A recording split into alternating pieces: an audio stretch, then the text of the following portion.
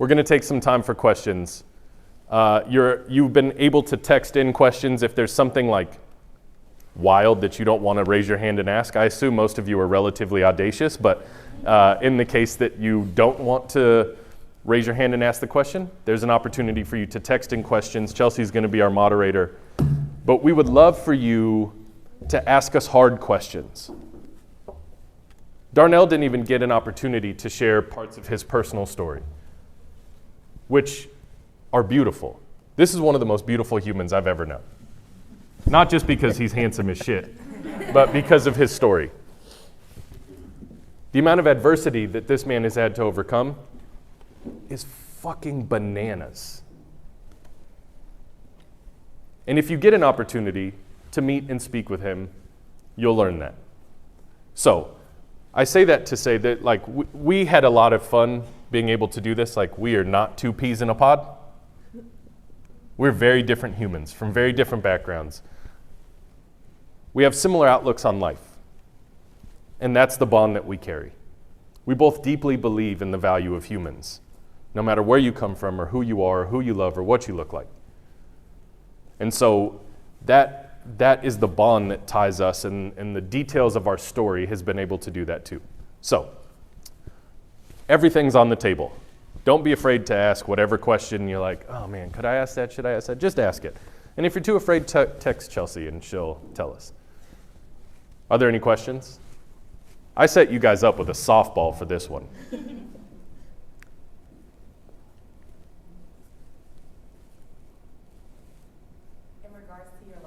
There we go. Story,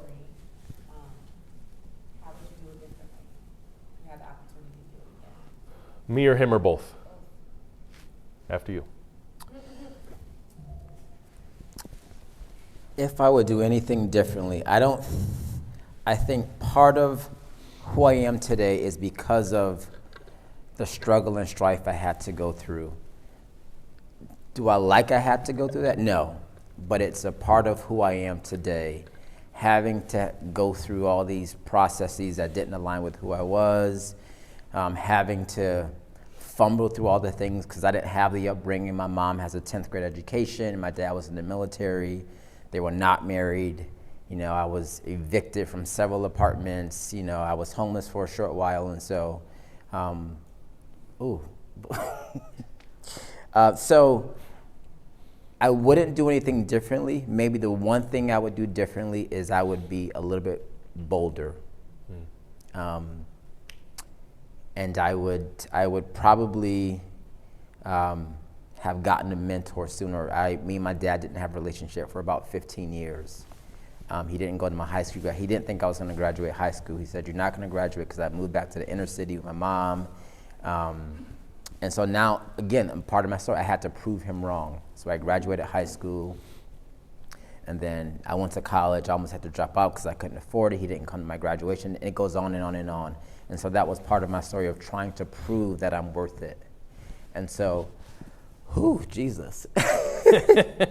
And so that's been my story, right? And so I recognize in some of our students that we've hired, that's their story too. And so when they're interviewing in front of me and they don't have the right clothes to wear, or y'all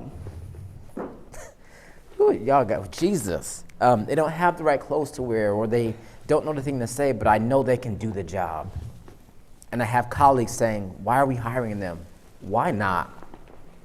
And so, as Dennis said, I encourage you to give that student or students an opportunity. If you give them an opportunity and they mess it up, you've done your part. You've given them the opportunity. I graduated through the Educational Opportunity Program. You down with EOP? Yeah, you know it, me. And so give somebody an opportunity. That is your job. That is your role as an administrator. And then it's their job to seize that moment. And that goes for entry-level professional staff as well. It is their job. Once they get that interview, you better rock it, baby. That's what I've always said. If you give me the interview, I got it from here. And so that give them that opportunity. So I wouldn't change much, but be more vocal. Y'all make me mess up my makeup.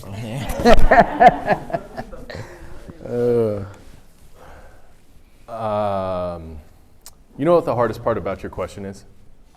Is that I wrestle with it every day. And the truth, the truth is that there are things that I still hate about myself. I am insanely creative. All of my skills are soft skills. I'm innovative, I'm creative, I have a wonder about the world. I can solve any problem you have in any part of your life ever.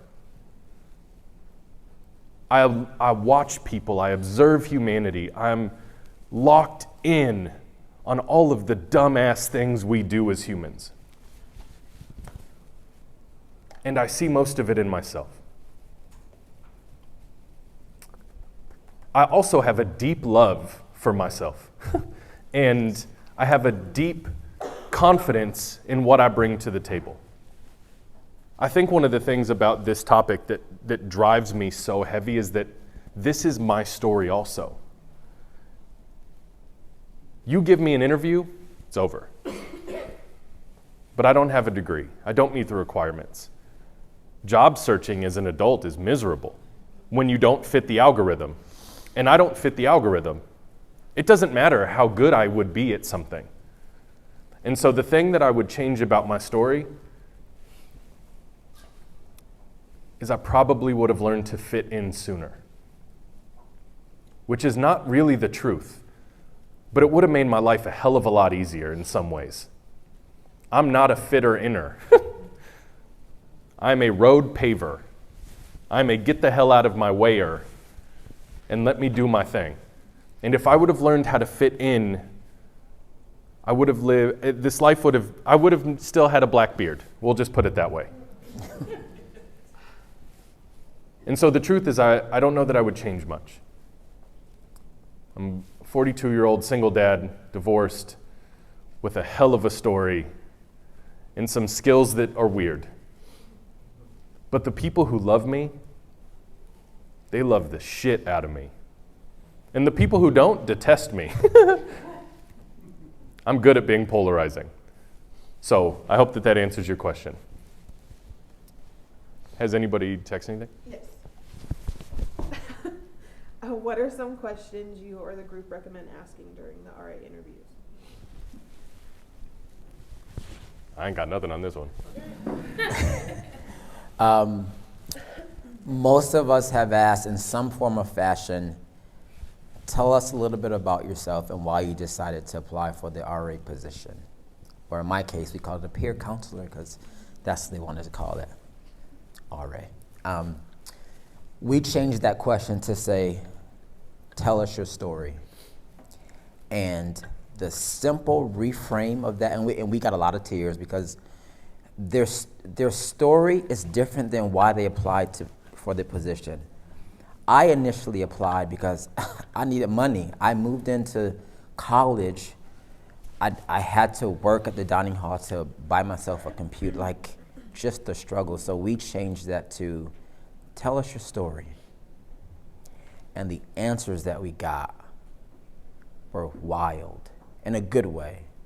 We got to see who they were.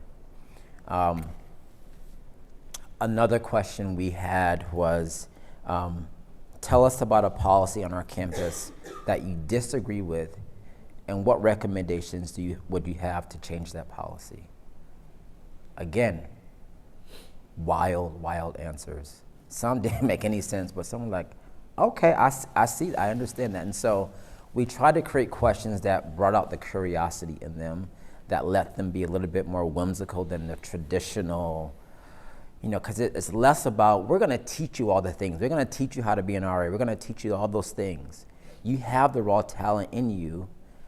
We just wanna know what those things are. And so this is not a pitch for you to pay me to come to your campus. I'll do that happily.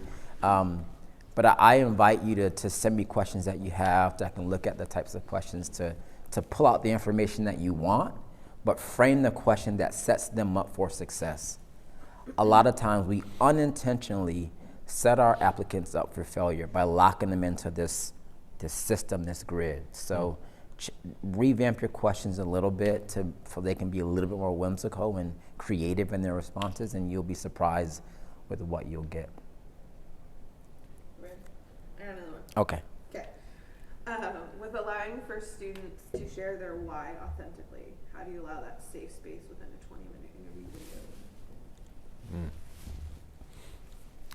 It's really hard. A lot of that has had to happen after the interview. I've reached out to many of students that maybe they didn't get teary-eyed, but they were just really timid, and I reached out to them after the fact. Let's get lunch. This is not a part of the interview process, but let's get lunch. And some people will tell me, well, that's not fair because you're not offering everybody that same thing. But that's equity. Everybody doesn't need that same ladder. Being fair doesn't mean that everybody gets the same thing. It means that people get what they need. And so when you're in interviews, really listening to see what they need. And they might need that, let's grab coffee, let's go to the dining hall, let's go on a walk. Because maybe they are terrified to be sitting across from two professionals, or maybe two professionals and an RA, and now they have to interview. That can be daunting. That's daunting to me as a professional staff, and I like interviewing. And 20 minutes is hard to do. Somebody asked that. And so I would say be comfortable with not offering everybody the same thing, offering people what they need. There's a question. Go ahead. Okay. So I oversee our recruitment selection and training on my campus. And so, Dennis, your story resonated with me because I had a student very similar to you. So I swooped in when this student RA was going to be fired. I said, no, I'm not terminating him. I see something in him, so gave him another opportunity. Known person as like, oh, this is going to be a problem. But kept messing up throughout the year, kept doing like little things, like a toe into being terminated, and then get to April and then did himself in, right? The cardinal rule, lied about doing rounds, didn't respond to a situation. I'm like, bro, you're on like a triple secret probation. You gotta go. So, and of course you feel like a failure when you give that student a chance. You're there like, yes, I'm here for you. I'm in your corner when no one else is. What do you do when, like, you did give the chance, you are there, and you're like, oh, I feel a little defeated that they didn't follow through? Give yourself the grace that it's not you making those decisions. Darnell said it perfectly, is your role is to give them the opportunity. I have failed many of opportunity. I've had people look me in the face, see who I am, and give me a shot, and I've messed it up. And so, if you allow it to if you take it personally, oh God, I'm going to say something that's going to suck. I'm sorry. If you take it personally, I think you have to ask yourself where there may be an opportunity to gain some more confidence in who you are, that you would allow that to go so deep. You did what you could as a leader, right? And when you do what you can as a leader, you've got to give people the opportunity to fail as well. Being a great leader does not mean everybody under you succeeds. Mm-hmm. And you have to give yourself the grace to allow that. Yeah.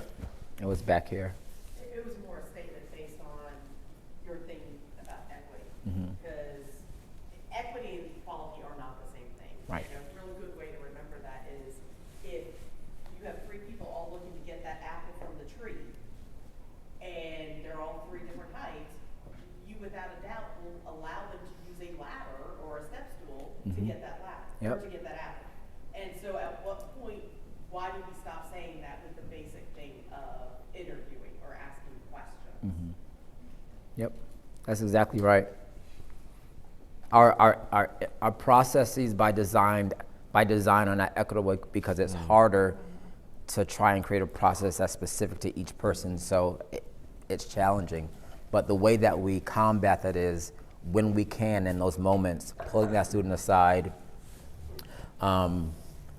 or giving that one person the chance, even though they bombed the interview, and being okay with that. And as the person who might be the director and your staff may not agree with that, stand 10 toes down and just, I need you to trust me on that. And I've had those conversations with staff, and like, I'm the person who's going to say yes unless there's a compelling reason to say no. And when I say no, I want you to trust that. Or when I say yes, please trust that. And we can talk about that offline, but being comfortable with that. What might you say to someone who found belonging in their job but not their community? Y'all gonna make me preach, you're not careful.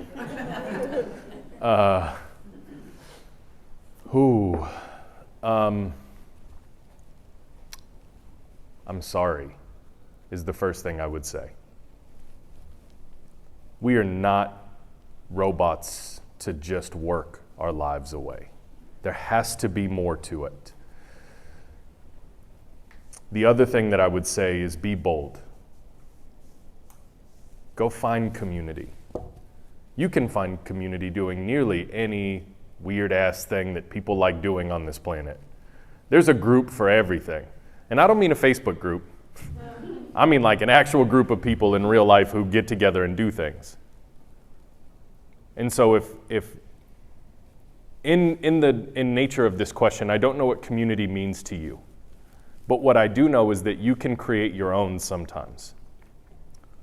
Finding belonging and value in what we do as humans is very important. So the I'm sorry was sort of tongue-in-cheek, but also there's more to life than just our work, no matter how good that work is.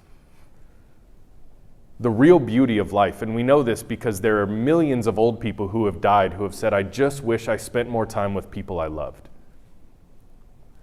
There is not a rich man on the planet who had kids and displaced his kids for his job who hasn't looked back 30 years later and said, damn it, I just wish I would have spent more time with my kids. I could have made money later. So our ability to have and create and cultivate community is very important. So to whoever asked this question, go find a hobby. Go learn to dance. Go play a sport. Go get a gym membership and just talk to people. Like, it's overwhelming as shit.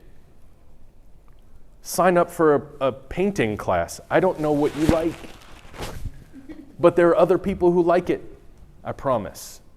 And so you can cultivate your community outside of your job and outside of your work people. You can go find humans who like the things that you like. Yes? I struggle with trying to convince my, I guess, assistant director and director team about this GPA requirement that we have in like, if they fall under that, whatever GPA that is 2.7, I didn't do it right in the US, but I think that sometimes it could be a little higher, especially because some of the scholarships, they all go by 2.5, whatever. But I'm like, well, if, sometimes I'm like, if somebody falls and it's 2.4, whatever, like, it means that they're like right there, they're trying, they're not at a 1.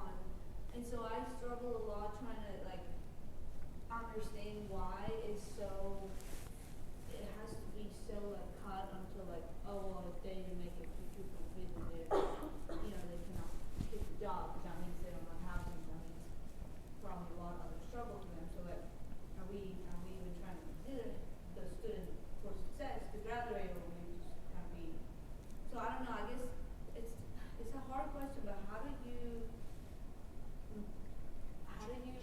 create this community of like care to the students, or like we're trying to help them out and not send them to like failure, but also I'm not trying to like go against the rules or getting fired either. Go ahead. I can do it. I'm so happy you asked that question. This, unfortunately, is our last one because I don't want to run over time.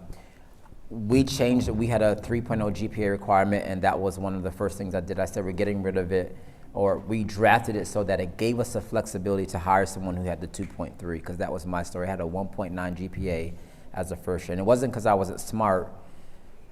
No one in my family went to college. I was the first one, so I didn't know how to do it in the traditional system. So I would say if you have to have a GPA requirement, do preferred. So it gives you the flexibility to hire someone who has a 2.3. Some students are always going to be a 2.3 student, and they're going to graduate, but they might be a damn good RA. Same thing with the bachelor master's requirement. Draft it so that, yes, you want the preferred candidates to have a bachelor's or a master's, but you might get someone who's brilliant who doesn't have a degree. And I've hired those people to be area coordinators and resident directors who just had an associate's. And then now they have their bachelor's because I helped them get to that next step. And so a lot of times we write the policy, you must have blah, blah, blah. And then if you write the policy, you should abide by your own policy. So just shift the language and not have it be must have it be like a preferred criteria.